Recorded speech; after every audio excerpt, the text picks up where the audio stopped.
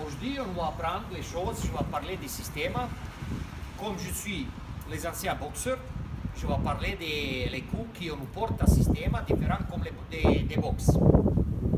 Avant, quand je boxais, j'ai gagné les combats sur le ring, j'étais bandagé et j'avais les gants. Quand j'ai sorti sur les roues, quand j'ai grandi, on nous a commencé à taper comme les jeunes garçons. Et finalement, chaque fois que je tapais, je finis plâtré, m'a cassé et il était plâtré derrière moi. Toutes les vacances d'été, j'étais à la maison. Maintenant, pour découvrir les façons de combat des systèmes, des arts martiaux russes, je découvrir l'armée. Là, j'ai compris c'est quoi les différences, porter les coups et comment on gère les stress, nerveux et tout ça. Dans le système, comme il l'a dit, colonel Mikhail Rabkov, c'est fondateur du système, c'est notre père spirituel, quand nous mettre un clou. On nous a un clou, on nous prend un marteau, on nous va taper cette clou, pas à cette façon-là, on nous va taper tout douce pour nous mettre un clou. Ça, c'est le premier principe du système. Ça veut dire notre coup, il va être relâché. Les mains qui nous donnent les coups,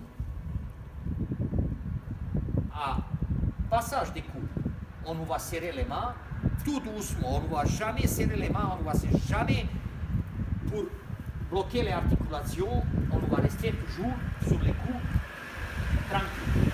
C'est cette pied qui nous donne et les mains qui donnent les coups. Maintenant, de façon des systèmes, viens ici. Si on sont stressés, nerveux, si on ne sait pas gérer le stress, nerveux, on va enchaîner, on ne jamais tape fort à fort. On ne va jamais commencer à s'enchaîner par ici. On va casser les autres bras et le combat il est fini. Les forts, on va taper sur les mous. Les parties qui sont, on va chercher, on va donner le autre coup. Les portes des coups, on va passer sur les mâchoires, ça veut dire normalement effet de ça, ça va taper directement, il va voir le chaos. Sur les mains, on va travailler toujours à cette façon-là. Est-ce que vous comprenez? Voilà. C'est-à-dire, à peu près, les petites explications au niveau des coups. Après, ça dépend, il faut travailler sur les déblocages des situations. Quand nous sommes en salle, si nous sommes entraînés en salle, on va voir 150 pouces, sensation d'habituer sur les salles, exercice en sport.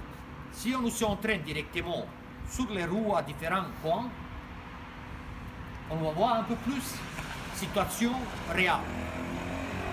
Et les élèves, ils peuvent se débloquer.